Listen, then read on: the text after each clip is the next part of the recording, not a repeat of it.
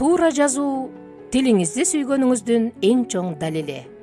Бардык бут кийимдерге 50% арзандатуу деп ката жазылган жарнамаларды көрүп эле жүрөбүз. Кыргыз тилинде айрым сөздөрдөгү үндүүлөр созулуп айтылганы менен жазууда кыска үндүү менен жазылат.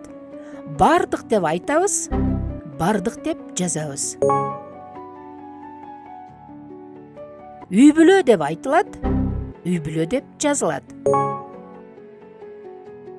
Дары эмес, дары.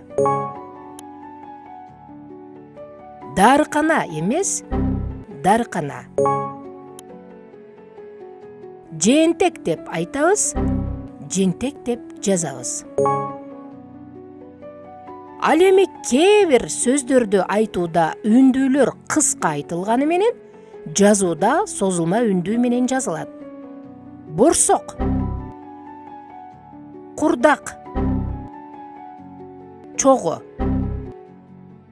Борсок, куурдак, чогуу.